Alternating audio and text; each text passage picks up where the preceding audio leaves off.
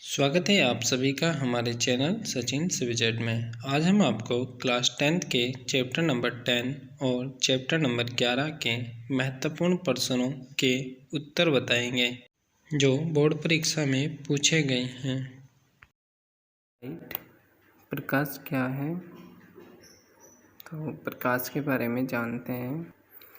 प्रकाश वह यंत्र है जो हमारी आँखों को संवेदित करता है, प्रकाश कहलाता है तथा प्रकाश ऊर्जा का वह स्रोत है जिसकी सहायता से हम वस्तुओं को देख सकते हैं। फॉर एग्जाम्पल, जैसे अंधेरे कमरे में टॉर्च जलाने पर सभी वस्तुएं दिखने लगती हैं। Question number 2, explain the reflection of light. प्रकाश के परावर्तन को समझाइए। चित्र की सहायता से समझते हैं। आइए जानते हैं। इस प्रकार से समझते हैं। ये कोई प्रकाश किरण है और ये किसी पृष्ठ से टकराती है और वापस उसी वेग माध्यम से लौट जाती है।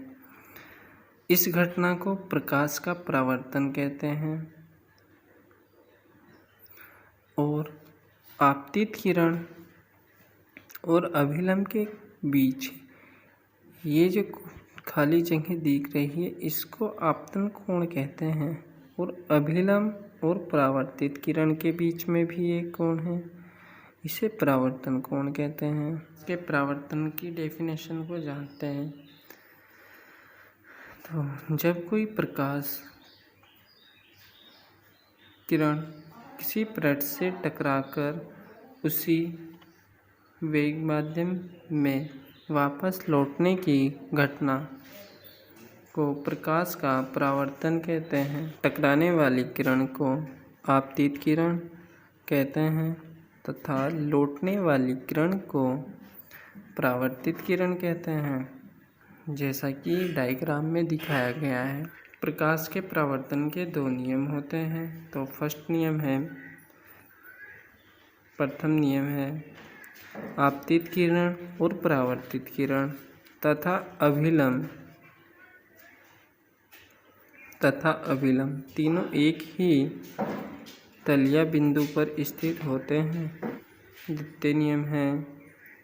दूसरा नियम है आपतन कोण और परावर्तन कोण आपस में बराबर होते हैं। क्वेश्चन नंबर 3, प्रकाश के अपवर्तन से क्या तात्पर्य है? प्रकाश के अपवर्तन को चित्र की सहायता से समझते हैं। ये कोई आपतित किरण है जो विरल माध्यम में है, किसी पारदर्शी कांच से गुजरती हुई आती है जो फिर वो सघन माध्यम में प्रवेश करती है। सघन माध्यम में प्रवेश करने पर अपवर्तित किरण के नाम से जानी जाती है। डेफिनेशन कुछ इस प्रकार बनाएंगे। प्रकाश का अपवर्तन, जब प्रकाश किरण एक पारदर्शी माध्यम से दूसरे पारदर्शी माध्यम में जाती है तो अपने मार्ग से विचलित हो जाती है। इस घटना को प्रकाश का अपवर्तन कहते हैं। जब प्रकाश किरण विरल माध्यम से सघन माध्यम में जाती है तो यह अभिलंब की ओर झुक जाती है। आने वाली किरण को आपतित किरण तथा दूसरे माध्यम में जाने वाली किरण को अपवर्तित किरण कहते हैं। आज हम आपको प्रकाश के अपवर्तन के नियमों के बारे में बताएंगे। इम्पोर्टेंट क्वेश्चन है, प्रकाश के अपवर्तन के नियम लिखिए। प्रकाश के अपवर्तन के नियम लिखें। आंसर है, प्रकाश के अपवर्तन के 2 नियम होते हैं।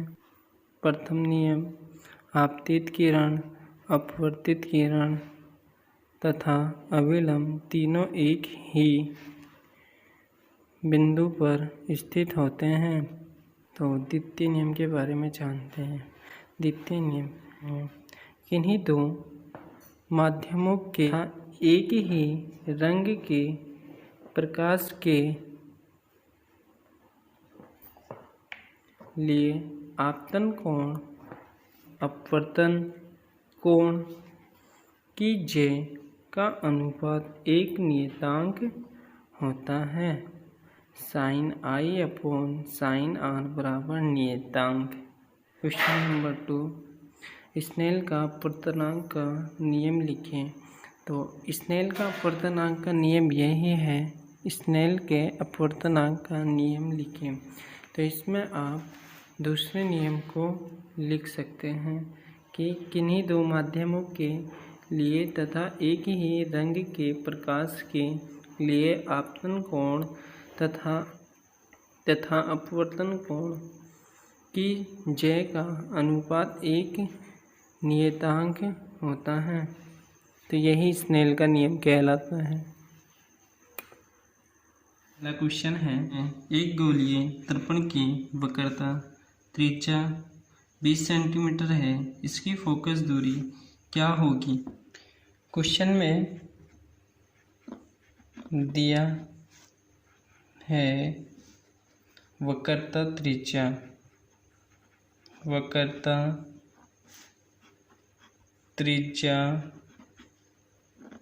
और वक्रता त्रिज्या को जो हम शो करते हैं r से, तो r बराबर 20 सेंटीमीटर और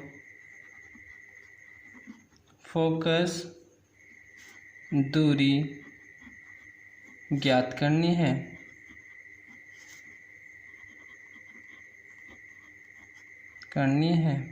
फोकस दूरी को हम f से शो करते हैं, तो f बराबर क्वेश्चन मार्क। फोकस दूरी ज्ञात करने के लिए जो सूत्र होता है वो होता है हमारा f बराबर r/2 और हमारे पास r का मान है, तो लिखेंगे f बराबर 20/2। तो यहाँ से 2 से 20 को काटने पर f बराबर 10 सेंटीमीटर। तो ये हमारी हो गई फोकस दूरी। सेकंड क्वेश्चन है, उस उत्तल दर्पण की फोकस दूरी ज्ञात कीजिए जिसकी वक्रता त्रिज्या 32 सेंटीमीटर है। क्वेश्चन में दिया है वक्रता त्रिज्या, तो हम r से शो करते हैं, तो r बराबर है 32 सेंटीमीटर और फोकस दूरी यानी f फोकस दूरी जो है हमें ज्ञात करनी है, यानी क्वेश्चन मार्क। फोकस दूरी का जो सूत्र होता है वो होता है हमारा f बराबर r/2।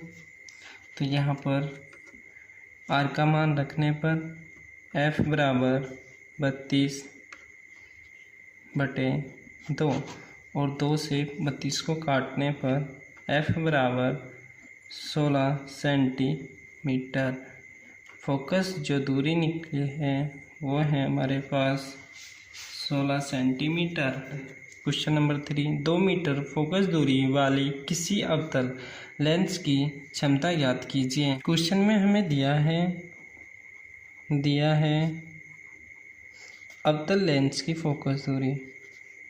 अवतल लेंस की फोकस दूरी को हम जो शो करते हैं f से, और f बराबर हो चुकी है हमारे पास 2 मीटर। और याद रखना, जब हमारे पास अवतल लेंस हो तो उसकी अवतल लेंस की जो फोकस दूरी होती है वो हमारी माइनस में होती है, और हमें याद करनी है अवतल लेंस क्षमता। तो उसको जो शो करते हैं हम P से, तो P बराबर हो जाएगा हमारा क्वेश्चन मार्क। और क्षमता का जो सूत्र होता है वो हमारे पास P बराबर 1/f तो f का मान हमें दिया हुआ है सूत्र में रखने पर 1/f का मान जो हमें दिया हुआ है वो दिया हुआ है -2 मीटर। -2 से भाग देने पर जो हमारे पास हो जाएगा वो हो जाएगा p बराबर -0.5 डायोप्टर। डायोप्टर हमने इसलिए लगाया क्योंकि लेंस की क्षमता का जो मात्रक होता है वो डायोप्टर होता है और डायोप्टर को d से रिप्रेजेंट करते हैं। क्वेश्चन नंबर 4 है, उस लेंस की फोकस दूरी ज्ञात कीजिए जिसकी क्षमता -2.0 डायोप्टर है। तो इस बार हमें डायोप्टर यानी p का मान दिया हुआ है और फोकस दूरी हमें ज्ञात करनी है। लेंस की क्षमता का सूत्र जो होता है हमारे पास वो होता है p बराबर 1/फोकस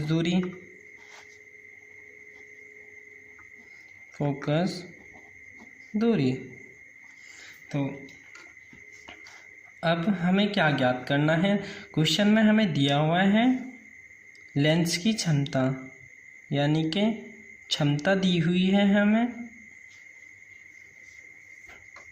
और हमको फोकस दूरी जो है वो ज्ञात करनी है।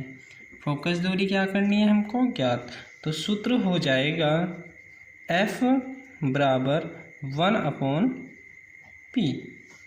p का मान हमें दिया हुआ है तो यहाँ पर p का मान रखने पर जो सूत्र हो जो p का मान रखने पर जो हमारे पास हो जाएगा f बराबर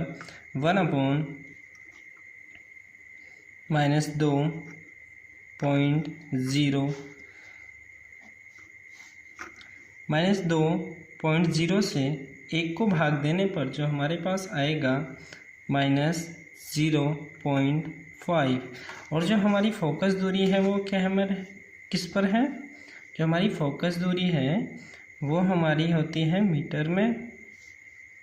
तो यहाँ पर भी मीटर लगाएंगे तो यहाँ पर भी मीटर और जब इसकी गुना हो जाएगी इसमें तो ये क्या हो जाएगा -0.5 मीटर। तो अब मीटर से हमें सेंटीमीटर में बदलना है। -0.5 को 100 से गुणा करने पर जो हमारे पास हो जाएगा वो हो जाएगा हमारे पास -50 सेंटीमीटर और यही हमारी क्या है फोकस दूरी। f बराबर -50 सेंटीमीटर और ये हमारा हुआ आंसर। क्वेश्चन नंबर 5, एक गोलीय दर्पण की वक्रता त्रिज्या 25 सेंटीमीटर है, इसकी फोकस दूरी ज्ञात कीजिए या क्या होगी। क्वेश्चन में दिया है वक्रता त्रिज्या को r से शो करेंगे और r बराबर हमारे पास है 25 सेंटीमीटर और क्या ज्ञात करना है फोकस दूरी, और फोकस दूरी को जो शो करते हैं वो f से शो करते हैं। तो f बराबर क्वेश्चन वर्ड। तो सूत्र लगाएंगे फोकस दूरी का। फोकस दूरी f बराबर r/2 तो हो जाएगा r का मान रखने पर 25/2, 2 से 25 को भाग देने पर जो हमारा आंसर आ जाएगा 12.5 सेंटीमीटर। तो f बराबर 12.5 सेंटीमीटर, ये हुआ हमारा आंसर। क्वेश्चन नंबर 6, दर्पण का सूत्र लिखें। जो सूत्र होता है 1/v + 1/u बराबर 1/f। क्वेश्चन नंबर 7, लेंस का सूत्र लिखिए। तो लेंस और दर्पण में जो अंतर होता है वो बस सिर्फ प्लस और माइनस का होता है। जो लेंस का सूत्र होगा वो हो जाएगा 1/v - 1/u बराबर 1/f। नेक्स्ट क्वेश्चन,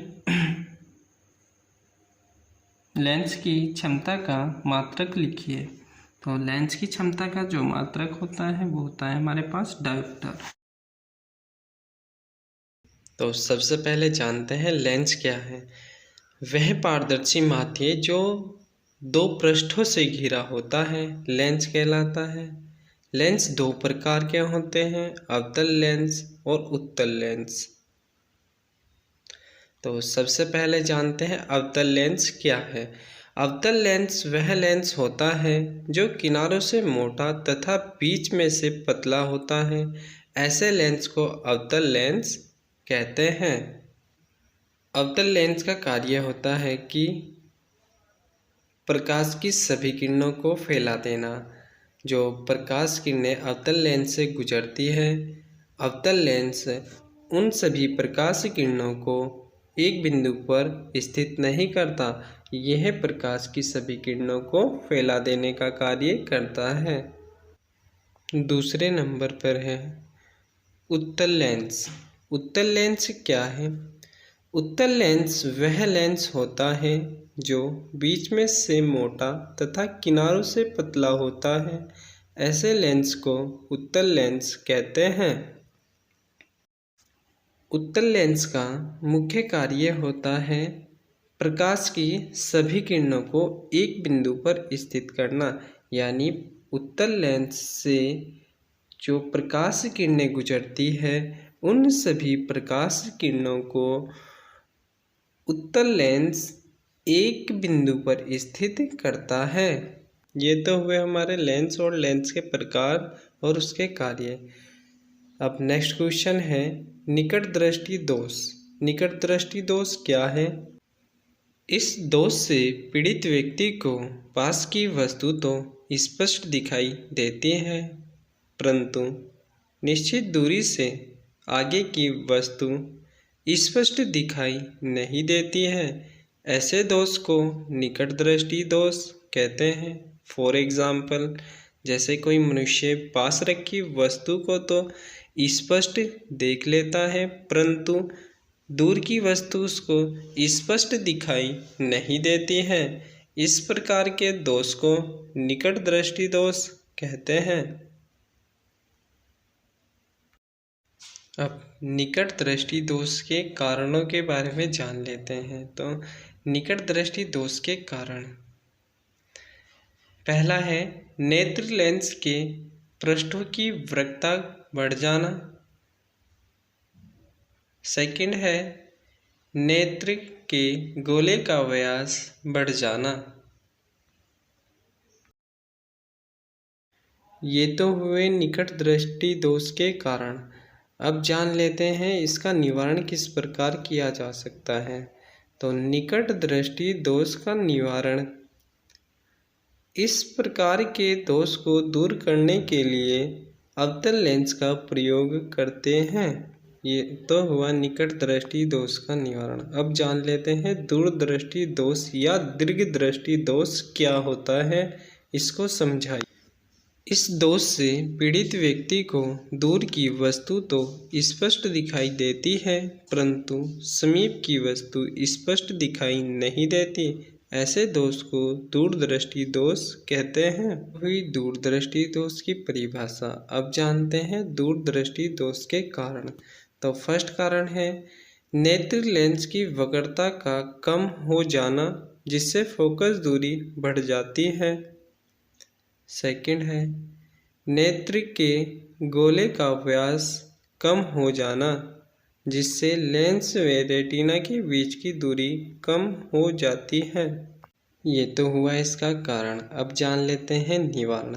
दूरदृष्टि दोष का निवारण, इस दोष को दूर करने के लिए उत्तल लेंस का प्रयोग किया जाता है। प्रिज्म किसे कहते हैं? प्रकाश का वर्णविक्षेपण क्या है? प्रिज्म द्वारा प्रकाश का वर्णविक्षेपण क्या है, या इसको समझाइए। तो सबसे पहले जानते हैं प्रिज्म। किसी पारदर्शी माध्यम का वह भाग जो किसी कोणों पर झुके हुए दो समतल पृष्ठों के बीच स्थित होता है, प्रिज्म कहलाता है। तो ये तो हुआ प्रिज्म की डेफिनेशन।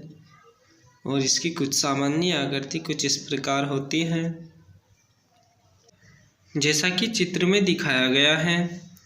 अब जान लेते हैं प्रकाश का वर्ण विक्षेपण।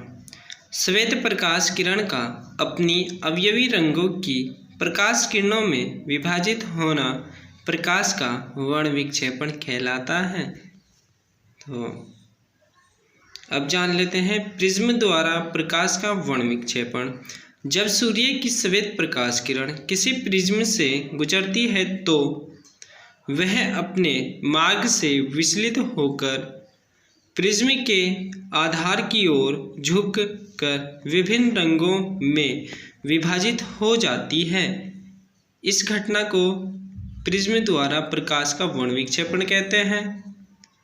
जैसा कि आपको चित्र में दिखाया गया है, ये कोई एक प्रिज्म है जो श्वेत प्रकाश किरण या सामान्य प्रकाश किरण जैसे ही प्रिज्म पर टकराती है तो वह प्रकाश के निम्न 7 रंगों में विभाजित हो जाती हैं: red, orange, yellow, green, blue, indigo, violet. अब कुछ शॉर्ट क्वेश्चनों को जान लेते हैं जो कि बोर्ड परीक्षा में पूछे गए हैं, जिसका फर्स्ट क्वेश्चन है स्वस्थ नेत्र का निकट बिंदु कहाँ स्थित होता है? आंसर है 25 सेंटीमीटर की दूरी पर। क्वेश्चन नंबर 2, आकाश का रंग नीला क्यों दिखाई पड़ता है? आंसर है नीले रंग के प्रकाश का अधिक प्रकीर्णन होने के कारण आकाश का रंग नीला दिखाई देता है। क्वेश्चन नंबर 3, कांच के प्रिज्म द्वारा श्वेत प्रकाश का वर्ण विक्षेपण कितने वर्णों में होता है? तो आंसर है कांच के प्रिज्म द्वारा प्रकाश का वर्ण विक्षेपण 7 वर्णों में होता है। घड़ी, साज, सूक्ष्म पुर्जों को देखने के लिए कौन सा यंत्र प्रयुक्त करता है? आंसर है सूक्ष्मदर्शी का प्रयोग करता है। नेक्स्ट क्वेश्चन है 5, नेत्र लेंस की फोकस दूरी किस गुण के कारण परिवर्तित होती है? आंसर है संवजन के कारण। क्वेश्चन नंबर 6, प्रिज्म में से प्राप्त स्पेक्ट्रम के किस रंग की तरंगदैर्ध्य अधिक होती है? आंसर है लाल रंग की तरंगदैर्ध्य अधिक होती है। क्वेश्चन नंबर 7, प्रिज्म से प्राप्त स्पेक्ट्रम के किस रंग की तरंगदैर्ध्य न्यूनतम होती है? आंसर है बैंगनी रंग की तरंगदैर्ध्य न्यूनतम होती है। थैंक यू पूरी वीडियो देखने के लिए।